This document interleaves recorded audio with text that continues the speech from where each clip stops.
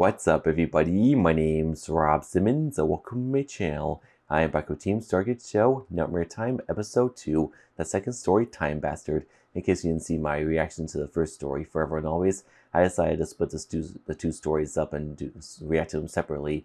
Some of them for technical reasons, but it was just easier for me to do one video per story. That way I can focus on reacting to one at a time and critiquing one at a time. But I can't wait to see what Time Bastard has in store, and it's a pretty long one, so I'm going to get right to it. Hope the volume's not too low or not too high, but just right.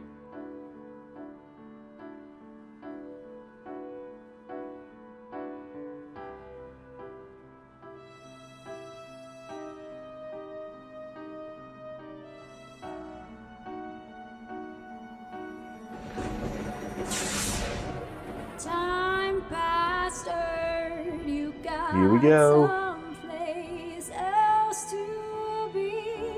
Maybe some other time. Oh, she has a beautiful singing voice. Maybe somewhere far from me. I know Oh, a clock. Perfect. I'm thinking of. I have no idea what the story's going to be about. Bastards, got no time for love. You run around with Oh, it's underwater. regret or ounce of shame. You run around. Is that person You painted think gold? I think they are. you're fixing Wow. all the same. You're a masterful criminal, but the bastard has time to fall. Keep running away, keep running away, you bastard, you bastard, keep running away. Time bastard. This is almost like a James Bond theme. It has the same vibe to it.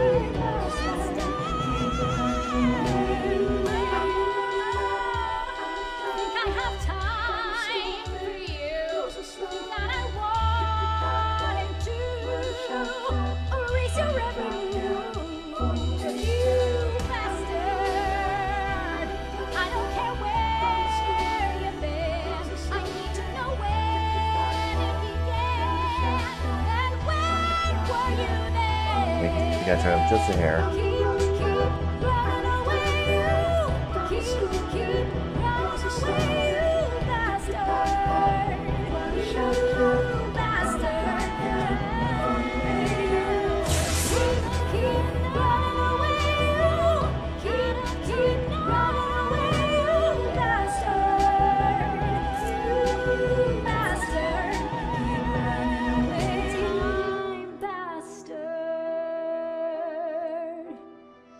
Alright, with that theme song, I am definitely hooked. There's Joey! Everyone agrees. It was a lovely service. Now, the reception buzzes with the newlyweds' family, friends, loved ones, and that Another one wedding? gross guy from Paul's work. Paul and Emma had expressly not sent this man an those two invitation. again. They assumed Did some you notice that sense Lauren of was shame wearing a would fake keep veil? him away. After all, who would have the balls to show up to a wedding completely uninvited? Ted Spankowski, that's who. He never misses a wedding. Weddings are romantic, the perfect place to get some action. He spots a promising mark and puts on that old Spankowski charm. Damn, girl, you're looking real sexy in that getup. Thanks, huh? Nothing makes me hornier. How about the two of us sneak off and find someplace private where we can perform our own marriage of sorts? Your ring, my finger. Ew. What do you say? She stares back at him. Are you seriously trying to pick me up at my own wedding? You're such a fucking creep. What? Oh, I'm Exactly. a fucking creep? I'm a fucking creep for thinking that the bride looks beautiful? You know what, Emma? You don't have to be so nasty, all right? You could have just said, no thank you, Ted, and I would have been fine. He takes his business elsewhere, only to hear, No, thank you, Ted. Come on, Charlotte! My husband's right over there, Ted. And why do you want to try on my wedding ring anyway? Debonair lines are just wasted on you, aren't they? but that's only strike two. He's not out yet. He sleazes his way over to... Sylvia, from the top floor. You know what? You can get on top of me whenever you want. You know what I mean, cowgirl? Ugh, if my man saw you talking to me like that, he'd kick your head. We got a problem here, Spankovsky? Bill Yes. Woodward appears and puts his arm around top floor Sylvia. She swoons. Oh, Billy. How the hell did this happen? Having struck out, Ted pouts in the corner with another sad, pathetic bachelor. Aw. I can't believe it. Everyone is getting laid tonight, but me. This wedding is bullshit. You're telling me, brother. Professor Higgins takes a sip from his beer. You know what you should do if you're lonely? Get a robot. And Alexa, maybe. Siri will talk to you all night. Another At robot? the sound of her name, Higgins' Siri chimes in. I'm sorry. What was that? Not now, Siri. You little vixen. Later, my dear, later. Yeah, but you can't have sex with a robot, dude. That's where you're dead wrong, bucko. With a little imagination and some elbow grease, you can have sex with anything. Doesn't even have to be elbow grease. Will do. Oh boy. Life finds a way, my friend. Life finds a way. I don't get it, Hidge. I used to love going to weddings. Bunch of horny, jealous bridesmaids looking for love and settling for a sloppy sad bang in a cheap hotel room. It was a magical thing. Maybe when you were younger, but that well has run dry, my friend. Everyone's coupled up. And where does that leave men like us? On the sidelines, left with nothing but our regrets and our memories of the good old days in that beat-up old house on the edge of college campus. Yeah, I remember college. Things were different back then. I was different. Not the tornado of sexual charisma I am now. I was even in love. Aw. Real love. With a real woman. I mean, that's how I viewed her. As a person. Not just a collection of curves and crevices. Jenny. My Jenny. The best friend I ever had. But I was a wimp. I never even told her how I felt. I remember the night I lost her for good. October 17th, 2004. I was in my apartment, trying to build up the nerve to make a move, you know, with a little liquid courage, right? Guess I had one too many and passed out. Alone. Aw. I got a letter the next day. It was from Jenny. Turns out she was in love with me too. Said she couldn't see me anymore. It was too painful. Some guy was bolder than me. Asked her to move him with him to Clivesdale, so I never saw her again. I lost the love of my life to some pushy asshole, so I became that pushy asshole. And I never looked back. Until now. Well, you can't change the past. Something like that happened to me once. Me Chad. I don't give a fuck. Ted pushes his way to the front of the line at the open bar. He yells to the guy serving drinks. Hey, pal, give me a vodka. Bartender pours him a glass. Ted glares. The bottle, buddy. Well, let me He adjust the grabs exposure. The whole bottle of Smirnoff, then finds a nice empty table to wallow in self-pity. Ted polishes off his fourth drink. Sorry about that, guys. Look at everyone. Having so much fun. Such a fun time. Over the sound system, the DJ announces, All right, everyone. We'd like to invite the newlyweds to the dance floor for their first dance as husband and wife. the Yeah. crowd goes wild while Ted pours himself another drink. Has anybody seen the groom? Guests look all around. No one can seem to find where the happy husband has run off to. Then Ted spots Paul a few tables over.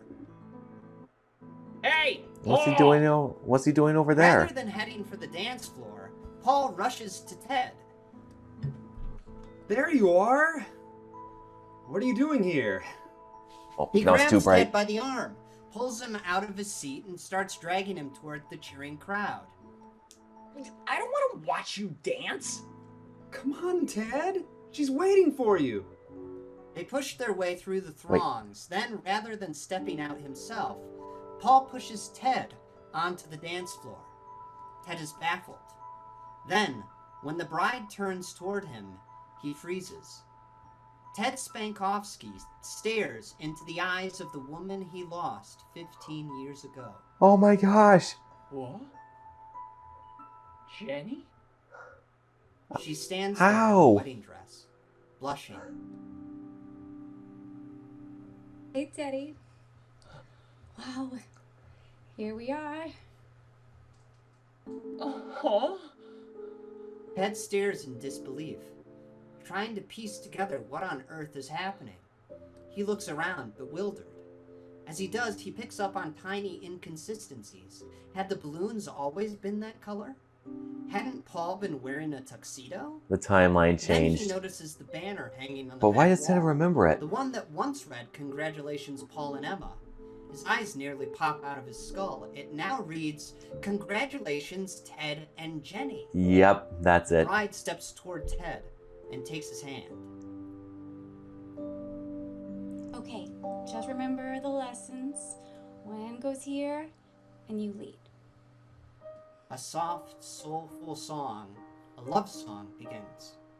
And the two sway Aww. back and forth. That's Jenny. sweet. Am I dreaming? Are you real? Pet, you do not want I was my actually cousin's wondering that. medals, did you? We were gonna take those together. For the first time in a long time, Ted feels tears stream down his cheeks. Jenny, it's our wedding. I can't believe it. You're so beautiful. I love you so much. He clings to her desperately. He feels her weight in his arms, feels her breath on his neck. This is no dream. Jenny is there with him. He stops dancing. He just stands there, holding her. Okay, Teddy. I'll lead. Soon, the song ends and the crowd goes wild. Their family and friends envelop the happy couple. Mr. Davidson slaps Ted on the back. Congratulations, Ted. Paul gives a big thumbs up. You're the man, Ted. Later, Ted sits in the place of honor with his bride, finishing off a piece of wedding cake. He's in utter bliss. Teddy, The way tonight he's has been eating. everything I always dreamed. From under the table, Jenny takes out a present, wrapped in glittering yellow paper. She hands it to Ted. Here, What's this? Wait, did he get her a something? little something for you. Ted tears through the paper to reveal an ornate golden cube. It has bizarre patterns crisscrossed. Just like in the six intro. sides. What is it? A box? The Bastards box. The Time Bastards box. Ted looks up. Jenny is gone. So are all the wedding guests. The hall is silent. Rotten food sits on abandoned plates. The fresh roses in the centerpieces have all turned black. Whoa, boy. Standing on the dance floor is a solitary figure. It wears a baggy, furry bodysuit. It's yellow and matted, dirty, stinking. Worst of all is its head. A motionless, demented goat mask. It has glassy, evil eyes. A slack that's jaw creepy. with big, crooked teeth and a flopping, wet tongue. Ew. Ted nearly falls from his seat in terror. What? The thing points to the box in Ted's hand. That's where I keep all my little toys, Teddy Bear. Toys like you. Okay, that line delivery, that was perfect. Where's Jenny? Tick-tock, Teddy Bear. Tick-fucking-tock. In an instant, Wow. this creature disappears from the dance floor and slams onto the table, inches from Ted's face. Dinnerware shatters beneath its hooves. The nightmare goat grabs the front of Ted's jacket and lifts him into the air. Ted stares into its dead eyes. I'm coming for your ass, Teddy Bear. Oh, boy. Ted screams and screams until Paul puts a hand on his shoulder. Hey, Ted. Oh, Christ. What the heck was Ted that? whirls in his seat, spilling the cup of vodka he's holding. It soaks the front of his shirt. Oh, Would you lay off the booze, buddy? he was passed out. Needles in his Ted head. looks around. The reception hall is full once more. The Or banner was on the it something wall again else? reads, "Congratulations, Paul and Emma." What happened to Jenny, Paul? Hey, I got a favor to ask. I forgot to hand in my weekly reports on Friday. Do you think you could run back to the office and slide them under Mr. Davidson's door? I do it myself, but it's my wedding night. I know you're not here with anybody. And you're making some people uncomfortable, including Emma. So, could you be a pal? Ted blinks up at Paul, then looks at the bottle of Smirnoff. It's nearly empty. Was it all a dream? A hallucination? Ted lurches to his feet, drunk and sad. Fine. I know when I'm not wanted. Aww. Really? That's news to me. Paul takes the I went bottle from being from happy Ted to and him pats him on to the feeling shoulder. sorry for him. I call Sorry you about a the call. fluctuating light, guys. Thanks for coming, Ted. Later, at the deserted CCRP building, Ted rummages through Paul's workstation, trying to find his weekly reports. Ugh, where are they? God, Paul, you're fucking useless. Gotta print them all out all over again. He stumbles into his office and pulls up the documents on his computer. He clicks print and leans back in his chair. Come on, stupid printer. It's just black text. Why does it take so damn long? Technology can be frustrating. I'm gonna be here for 85 years. 85. I hope that's not driving you nuts. Me adjusting the In a lighting. drunken stupor and an incredibly comfy chair, Ted can't seem to keep his eyes open. He's gonna Drifts fall off asleep. into a deep, dreamless sleep. Time passes, and the world moves on as Ted Spankowski lays in his office snoring. He's ripped back to waking life by his phone's blaring alarm. Huh?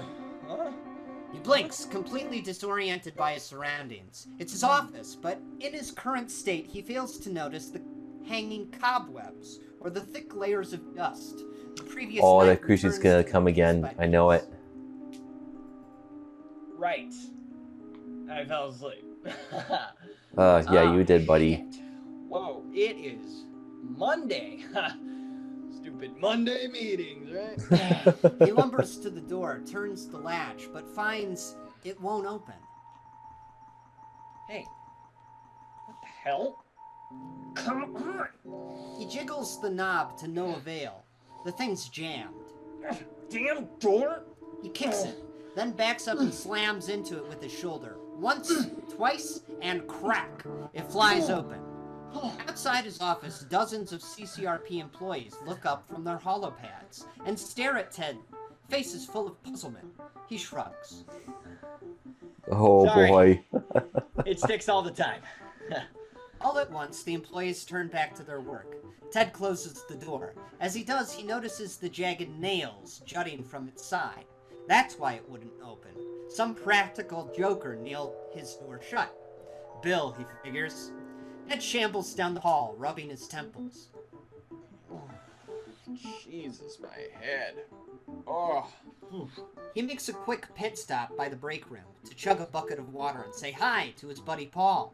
But the break room looks different. The walls are made of frosted glass, covered with digital displays. And That actually just sounds Ted's pretty luck, cool. Someone has removed the water cooler. Worst of all, there's no sign of his best friend Paul. Huh. Where the hell is Paul? Oh, yeah. Honeymooners. How cute. One of these days, Paul, bang, zoom, right to the moon. Per usual, Ted creeps into the Monday morning meeting about 20 minutes late. He falls into a free seat in the back and tries to look like he gives a shit about whatever CCRP does. A scientist stands at the front of the boardroom, giving a presentation. Behind her is a huge holographic display showing a metallic humanoid skeleton. This synthetic life form will completely eliminate the need for a human workforce. It will be compliant, efficient, and, given our database's genetic material Wait a to minute. choose from, aesthetically pleasing as well. Oh my gosh, this links to the first story. On the With holographic the Emma display, robot. skin wraps Wow. around the robotic frame. It now is an exact double of Emma Perkins. Oh my god! You guys are making a robot that looks like Paul's wife? Oh, you guys are sick. I like it. Okay, I did not see this coming. Everyone in the room stares blankly at Ted. The scientist clears her throat, unamused. Well, it's an android, and that's not its purpose. Do you hear that, everyone? Look, no employee of CCRP will be boning the synthetic life form. Okay? Really? Really? Okay, I guarantee that that will be the first thing you guys want to do. You can try to fight it all you want, but it's human nature. Build it, and they will come, right? Oh wait, so Hitchens talking at the wedding That's enough. about sex with a robot? That was Who foreshadowing. even are you? What department are you from? Tech support. One of the He's other not in his employees timeline. stands. No, I run the technical department and I've never seen this guy before in my life. How did you get into the building? Scan his implant.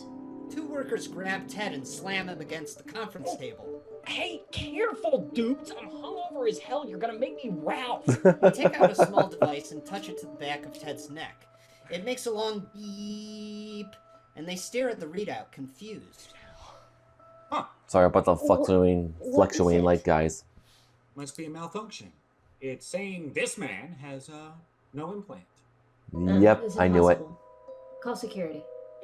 Hey, don't roughhouse me, alright? I'm serious about Ralphing. The scientist takes out another machine, jabs it into Ted's back, and zap! A surge of electricity taser. knocks him unconscious. Sometime later, miles beneath the Earth's surface, deep in the bowels of CCRP's Sector 19 headquarters, an urgent code black data transmission slides across a hollow screen. Something like surprise glints in the robotic eye of an enormous cyborg.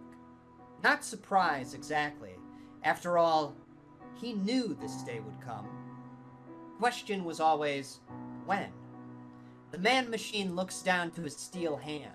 A compartment in its palm opens to reveal the locket. For the first time in years, his reconstructed heart stirs with human emotion. The long wait is finally over. Waiting for what? Back in the tech department, Ted sits in a sterile white holding room. Behind a two-way mirror, CCRP scientists scurry about, studying readouts and poring over reams of genetic data. The doors behind them slide open, and the room goes silent. Clank, clank, clank. Metal footsteps echo. A steel hand. Oh, this would freak me out in reality. A robotic eye glows red. The head scientist gulps and looks up at Executive Kilgore. the chrome-plated giant stomps toward the two-way mirror. The scientist follows, explaining, We performed a complete genetic analysis, cross-referenced it with the company database. This is going to sound unbelievable, but this man is Fyodor Spankovsky, an employee that vanished without a trace 85 years ago. Yep, Now, I knew it. here's where it gets Time very travel. interesting. In 2019, this man's office was located directly above Laboratory C8, where CCRP scientists were conducting an experiment in time manipulation. Oh boy. A successful experiment, it would seem. We're still performing some tests. Right now, it's safest to keep this man in isolation. For all we know, sir, he could completely be radioactive. Your tests are over, Doctor. I've waited long enough.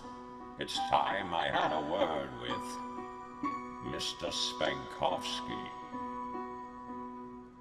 In his containment chamber, Ted reaches for a pitcher of brown liquid on the table and pours himself a cup. He takes a sip, then spits it out. Hey, Not this coffee. tastes like shit. A nearby guard looks at him, confused. Oh boy. Ew.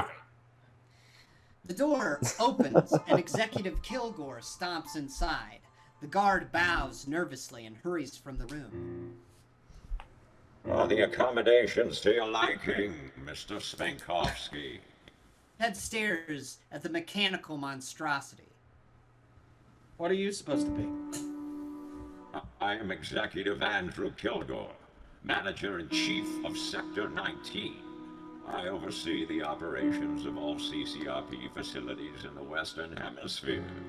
I ensure production remains on schedule and enforce disciplinary measures.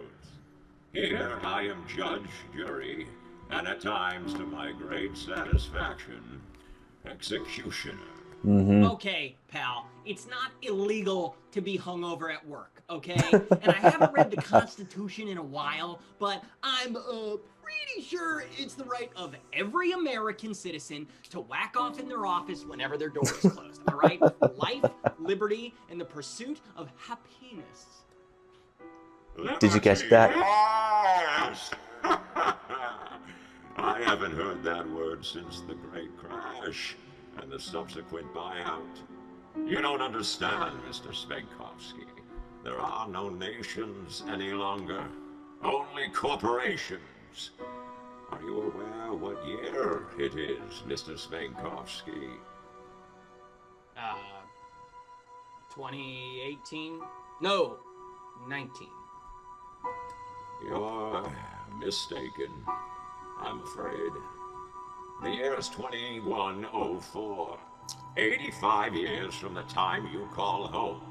Here, you are a homeless man, Mr. Spankovsky. Wow. You are the property of Coven Communications Research and Power. That means you belong to me. Whoa. With a roar of gyros, Executive Kilgore reaches across the table, clamps his metal hand around Ted's throat, and lifts him into the air. Oh no. Wait. Was he the creature at the wedding? A long time to wait for you, bastard. Ted's finally starting to get the feeling that maybe he might be in trouble. Please, don't hurt me. You don't remember me, do you, bastard? Perhaps that means it hasn't happened yet. For you. Perhaps there's still time to prevent it. I don't know what Prevent you're what? talking about, man. You know what you are, bastard. You are the key. Kilgore drops Ted, and the cyborg stalks around the room with a clank, clank, clank. 85 years ago, CCRP sought to unlock the power of Tanoi Coraxes, the bastard of time and space, the weaver of impossibilities, a lord in black. To control the power of That was a creature. is to Oh, I have control chills. time and space itself. They thought the experiment a failure, but somehow you have been touched by Tinky. Perhaps the temporal rift opened in your office. You have been aborted from the flow of time. You have become a time bastard. And somewhere in your genetic code is the secret to your power. Kilgore holds up his robotic hand. Its finger splits apart to reveal a hellish assortment of surgical scalpels, Oh, razor-sharp no. blades, and whirling drills. I will unravel that secret as I dismantle your DNA, strand by strand. You will suffer as I have suffered. Now, you shall remember me, bastard. No! Ted grabs a chair and hurls it at Executive Kilgore. The chair's leg knocks loose a tube from Kilgore's rebreather. Oxygen spews from the wriggling piping as the cyborg falls to his knees, gasping. From the door, 3 guards rush inside. Ted grabs the container of brown liquid. He splashes the first guard in the face with it, smashes the pitcher over another's head, and kicks the last one in the balls. He bolts out the door. A guard races to Come on, Kilgore run. and reconnects the loose tube. He's a wily one. Sound the alarm. Stop that bastard! Intruder alert, intruder alert. The alarm blares. Ted races through the halls of CCRP, running for his life. Shit, shit, shit, shit, shit, Come on, shit, run. shit, shit. At every workstation, the CCRP employees open their desks and reach for their laser pistols, plasma rifles, and Oh, boy. disintegrators. Ted reaches the end of a hall, rounds a corner, and comes face to face with 50 CCRP employees, armed to the teeth. Oh god. Oh god. There he is. They open fire. Ted dives behind the nearest cubicle. He's using his and phone rolls as a under gun. desk. All around, laser blasts fly through the air. Ted stays low, crawling from one desk to the next. During the shootout, the horde of murderous workers lose track of Ted. They scatter in every direction. Ted leaps from his hiding spot and slams directly into the guard he kicked in the balls. The guard grins and removes a device from his pocket. It's a flat rectangle with a big red button on top. He points it at Ted. Prepare to be disintegrated, asshole!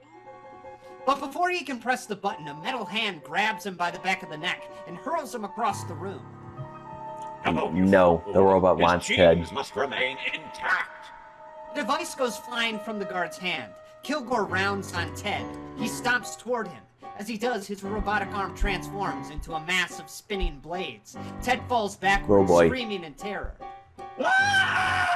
Kilgore is 10 feet away and closing, blade arm extended, ready to rip Ted to shreds. There's no hope, unless Ted's fingertips brush against the device the guard dropped. He points it at Kilgore and slams the Come on. big red button. A glowing dot appears on Kilgore's chest. It looks like a cigarette burn. It smokes slightly.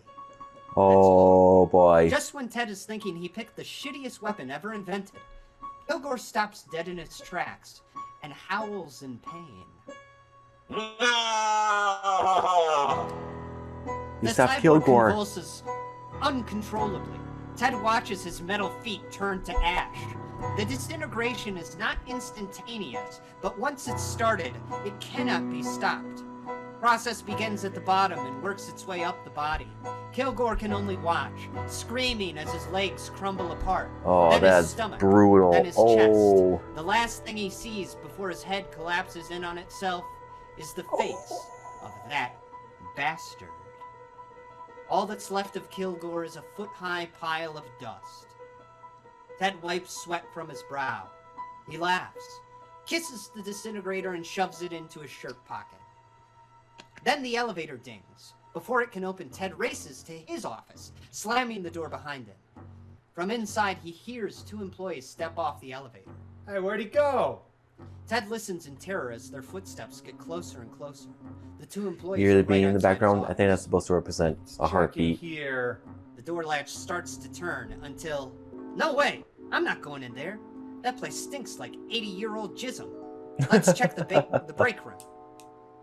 Ted hears the 2 wander off, then lets out a huge sigh of relief. But he's not out of the woods yet. That's what I was He paces thinking. his office frantically, trying to piece it all together. Okay, there's a temporal rift in my office. So my office is a time machine. Okay, think.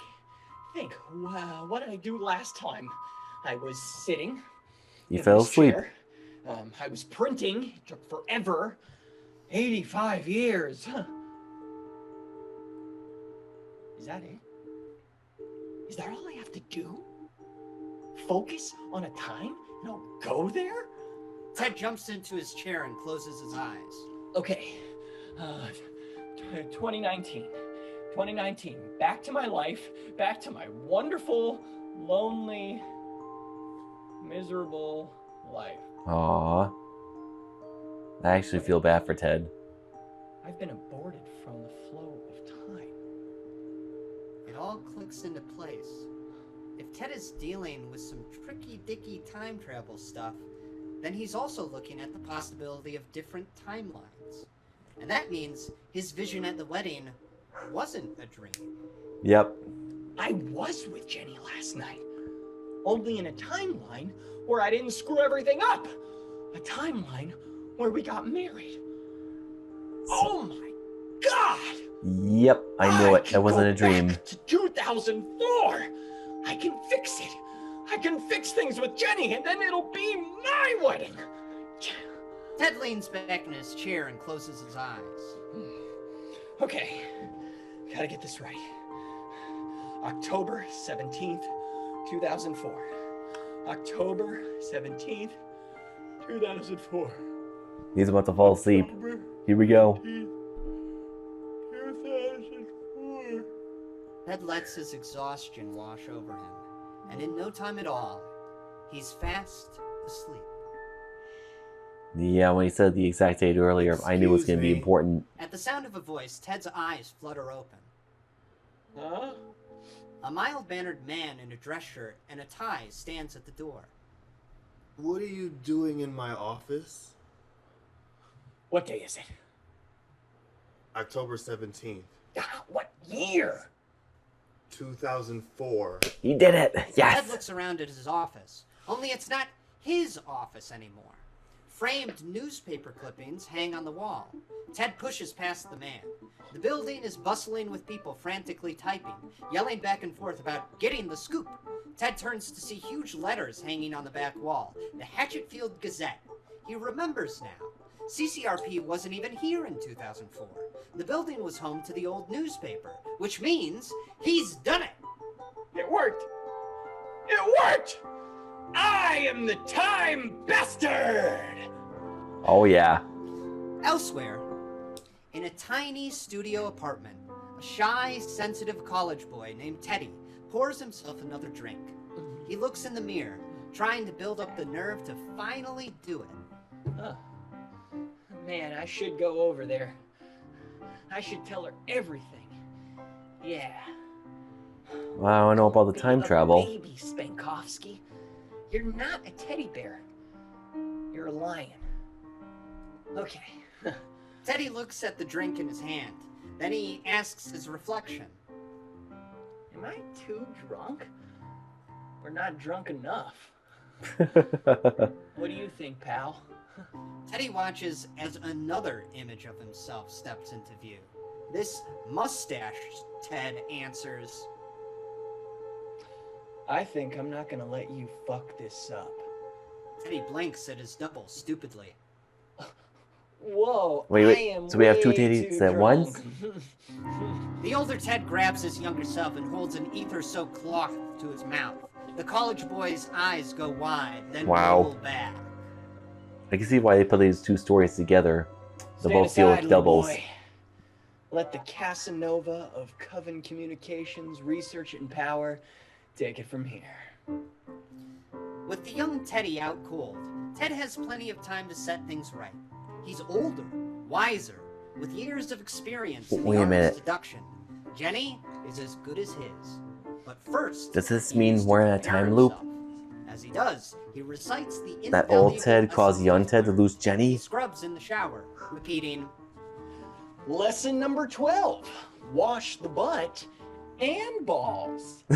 once he's toweled off, he irons his trousers. Lesson 46. Dress to touch breasts. When he's looking real sharp in his signature ensemble, he runs a comb through his mustache. Lesson 95. The most sensual part of a man is the bush brush. Oh yeah. And I just shaved too. Get ready, Jenny. Daddy's coming. Later, a few blocks from Jenny's apartment, a young man named Andy strolls down the sidewalk with a spring in his step. He's been seeing Jenny on and off for a while now, but he's ready to take things to the next level. In one hand, he holds a bouquet of roses. In the other Wait a minute. is a black Is this who box. becomes Kilgore in the future? Oh, Jenny, Clivesdale is our oyster. Oh boy, oh Unless boy, there's a oh big boy, twist. I am I think we're in a excited. time loop here. Then Andy hears a voice from behind him. Hey, dickhead. Andy turns around just as Ted smacks him across the face with a crowbar. Ooh. Andy falls to the ground, jaw broken, left eye filling with blood. Oh, Ted crouches and ouch. rips the flowers from his hand. These flowers for Jenny? How cute. He tosses the bouquet into the gutter. You're not taking her to Clivesdale this time, pal. What's this? He pries the small black box from Andy's grip. Oh, an engagement ring. Inside is a silver locket. Ted laughs Oh, I maliciously. stand corrected. A necklace! He's losing his How mind. Pretty. He tosses the locket. He leans down right over Andy's face. You stay away from her. Jenny and I are gonna be happy. I know. I've seen it. 'Cause I'm from the future, dude. Look at me. I want you to remember this face. My face. I am the time bastard. He stands and leaves So the this is boy what there, Kilgore was bleeding talking on the about. pavement. Ted not Andy doing it watches yet. Ted go, not knowing his name, but Hurting swearing him and vengeance stealing in his Jenny. mind and wheezing. Bastard. A few streets over, Jenny is penning the hardest letter she'll ever have to write. Teddy, Andy's asked me to move in with him. I've said yes. Not because I want to go to Clivesdale. Fuck Clivesdale. It's just seeing you every day, knowing you don't love me back. Aww. It's too painful. I'll probably never see you again, but I want you to know that you were the best friend I ever had. I love you, Teddy. Forever and always. Another reference. Jenny. She wipes tears from her eyes and seals the letter. She throws on her coat and walks to the nearest mailbox. She turns the envelope over in her hands. She wishes she didn't need to go. She wishes Teddy were here with her right now. But he's not. She opens the latch on the mailbox and drops the letter inside. As she does, Jenny! Jenny! Teddy? Ted comes running down the street. When he reaches her, he leans on the mailbox, catching his breath. Hey, babe. Hey yourself. Babe? Is that a mustache? It's called a bush brush. It's the most central part of a man. You'll find out why. Listen, Teddy, I just sent you a letter, but it's cowardly. Maybe I should just tell you how I feel. He puts a finger to her lips. You don't have to say anything. You can tell me all about it. with your body. What? Ted, you're acting different. You bet your ass, which I love, by the way. Oh boy. Always wanted to say that. Okay, why are you talking like such a horny bastard? Because that's what I am. That's what I became for you. You chose. I have another pushy theory. Asshole, so What I if this became Ted the pushy was asshole. actually the That's what you cloaked want, goat right? guy in Ted's vision? No. Maybe I'm I don't overthinking. know what's happening right now. I think we'll find You're out. acting like the guy I'm in love with. She backs away, a blush forming on her face. She was so rattled she actually let it slip. The L word. Sorry. We're both acting weird right now. I gotta go. No! I lost you once. I'm never gonna let you go again. He grabs her wrist. Please, Ted. She pulls free and pushes it. Her hand bumps something in his shirt pocket. There's a small click. Oh no no no no no no no no no! Jenny's eyes go wide. She lets out a small whimper. Oh my! Ted looks down to see the glowing dot on Jenny's chest. Oh no no no no no no no no no no!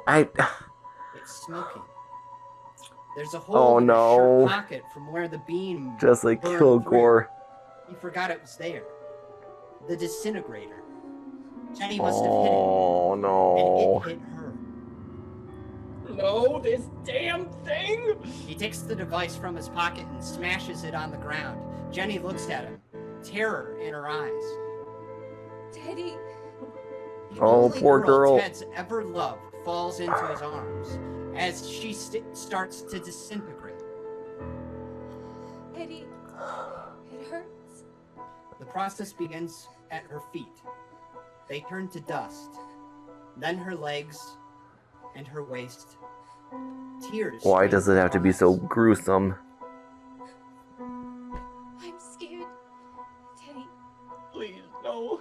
No, no, no, no, no, no, no, no, no, no, no. She's now just ahead, staring into his eyes. Her last words. Teddy. Then her head crumbles too. And the love of Ted Oh, Spankovsky's no. life is nothing more than a pile of ash on the pavement. Jenny. Jenny! Oh, poor girl. Well, it confirms my theory. We're in a time loop. It's okay. I can fix this. I have a time machine. This is fine. I meant to do that. I'm the time bastard. I can fix anything. 30 minutes later, Ted busts through the back door of the Hatchetfield Gazette building. He rushes up to his office. Well, what one day will be his office. He sits behind the desk and closes his eyes. Okay, take two. I just gotta go back 4 hours. I'll meet myself here, kick my own ass, and stop myself from fucking it up with Jenny. Yeah. Yeah. Okay, this is easy. I'm good at this. 4 hours ago. 4 hours ago. 4 hours ago. Ted forces his heartbeat to slow, and with some effort, he sleeps.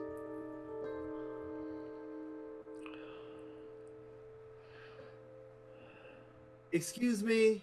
Ted's awoken by a familiar voice. Again, the mild-mannered man stands at the door. What are you doing in my office? Again. Wait. Again? Outside, the morning sun shines over Hatchetfield on October 18th, 2004. The man So he went turns to his forward. colleague. Hey, that guy's back in my office. Can we get security up here? No. No. I did everything right. I sat at the desk. I concentrated on the time. Why didn't it work? It should be 4 hours ago. My office is supposed to be a time machine. Not yet, teddy bear. It's him. I knew we would see him The again. mild-mannered man is gone. The goat costume thing, the Yep, lord in that's black him. named Tinky now stands in the doorway. Not yet? What do you mean, not yet? Oh, use that pea-sized brain, Ted. The experiment happens in 2019, Einstein. That's not for another 15 years! Oh, shit. Whoa, whoa, whoa, whoa, I whoa, went whoa. back too far. My office isn't a time machine yet. It was a one-way ticket, you dumb fuck! No. His voice is both silly and can't be creepy at the stuck same here. time. In 2004? I hated 2004. Oh, God, I can't be stuck here. You're not stuck here, Teddy Bear. You're stuck in here. Tinky And holds the up box. the yellow cube from before. The one Ted had unwrapped at the wedding. The bastard's box. It's Tinky's little toy box. Can't you hear yourself in there? Screaming and screaming and screaming. Wow. Ted can. Excellent evil laugh. Ted can hear the screams of all those who had been born and lived and died, and yet had also never existed at all. The cries of the infinite and the impossible spill forth from the bastard's box as it slowly creaks open. Ted gazes inside, and his mind is shattered. All he can do is scream.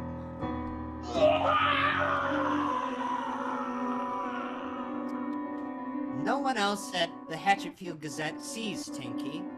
All they know is that a strange man who broke into the building 2 days in a row started having some kind of a fit. A security guard escorts Ted from the building. He let his hair down. Ted stands That means he's outside, losing his mind completely. shivering. After his peek into the box, his mind will never be the same. He is broken, shattered. He speaks with a thick, awkward voice. Don't leave me out here. It's cold out here. It's so cold. He looks to a pile of trash. There's a few pieces of clothing sitting on top. Oh, the cold. And a hat. Oh, that's better. He pulls on the wait a black minute. beanie and the beige coat. Now I just gotta find a home. Wait. 15 years pass. Ted has caught back up to the year 2019. Unfortunately, he never found that home. In fact, the now 50-year-old Ted is simply known around town as the homeless man. He spends his days begging for change on the streets. Spare change for the homeless? Or spare change for the homeless? A couple walks by. I think I hand know in where hand. this is going. They avoid eye contact and try to rush past. Sorry, we don't have anything. Paul? It is. It's Paul. Yep, Lauren just They were stepped best in. I think friends she has a once. part soon. And Ted recognizes the woman Paul's with as well. That's the fucking robot they were gonna make. I gotta warn him. Oh my gosh. I gotta warn Oh, I knew Paul. it. He's a homeless guy at the first Days story at the later, wedding. At Paul and the imposter Emma's wedding, homeless Ted bursts through the doors yelling, Liar! What?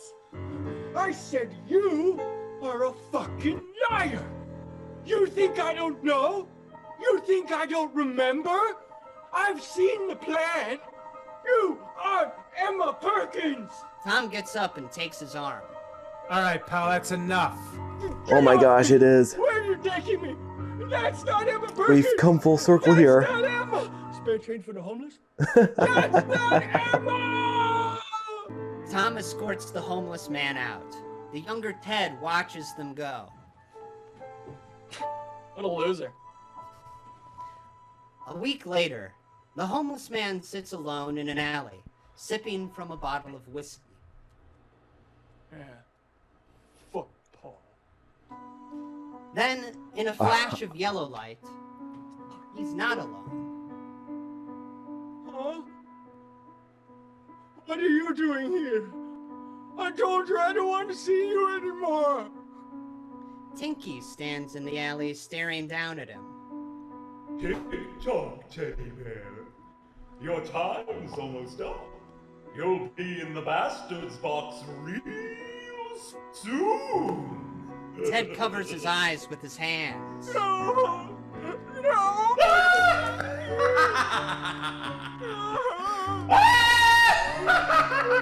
Whoa. Tinky laughs and laughs and laughs. Then, silence. Slowly, Ted removes his hands from his eyes. Tinky is gone. Instead, two figures stand over him. Paul and Emma. It's Robot Emma and Paul 23, knives in their hands. You almost ruined our wedding, bastard. Oh. Stab. Whoa, whoa, whoa, whoa, whoa. Oh. Stab. Stab. Life leaves Ted's body. But don't be too sad. He still lives on, in a way. In the After box. his physical death, Ted Spankovsky finds himself trapped in the twisting, impossible maze that is the bastard's box. For him, nightmare time has only just begun.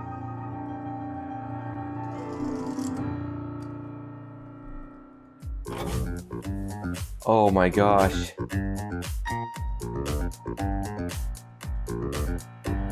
He likes to nibble around in your pocket. If there's an apocalypse, he'll survive it. Oh, he's your guy, if you ever need one. This is a teaser for a future story coming up. If you ever see one, he's at a meteoric rise. Peanuts the Hatchetfield pocket squirrel.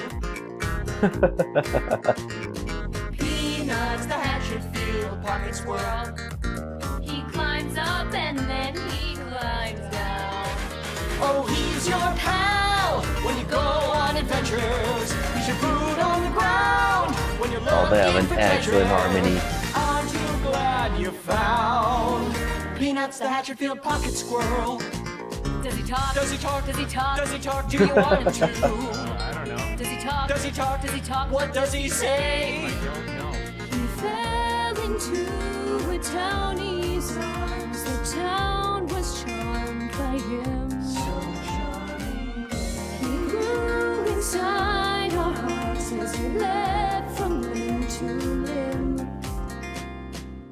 He's just in. Peanuts, the Hatchetfield pocket squirrel, is talking. He's a sentient being. What do we Whoa. do now? Where do we go from here? What is the next step? Is there a god? Peanuts, the Hatchetfield pocket squirrel. He likes to leave poops in your shoe. Oh, he's your guy if you ever need one. He's pocket size if you ever see one. He's at a meteoric, historic rise. Peanuts, the Hatchetfield pocket squirrel.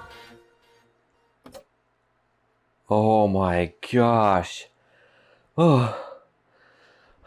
Obviously, I did both stories from episode 2 into 2 videos for several reasons. After this one, I kind of wish I did both in the same video because I didn't think the two were going to be interconnected that way. The writing on this story and the last story were just genius and brilliant, and this one made my mind go even more so than the first story. I have to say, Joey's performance was absolutely amazing. Every line he delivered was top notch, and the actor who played Kilgore, I don't have all the actors' names memorized, so I apologize. He nailed it as well, and the narrator and the piano player, everyone here did an excellent job, but of course that's Team StarKid for you. And I had a bunch of theories as we were going along with the story. I had a feeling that we were in a time loop, but I didn't think it was going to be a time loop from the beginning of the first story to the end of the second story, going back to the beginning of the first story. Time travel makes my head hurt sometimes. And I have to say, I did appreciate this story since I am a time travel fan because I find it very fascinating. And obviously, since Robot Emma and Clone Paul killed the homeless Teddy, but the narrator said it was just the beginning, so are we going to see more of homeless Ted in the future in later episodes? We'll have to find out.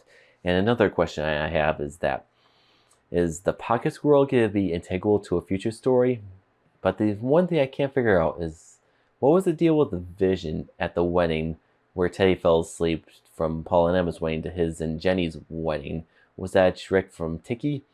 I don't know. If that's the case, Tiki's one evil character. Oh, I'll never forget his evil laugh. But anyway, I know this has been kind of a long video, so I'll wrap it up right here. And as always, let me know in the comments what you think. Thank you very much for watching.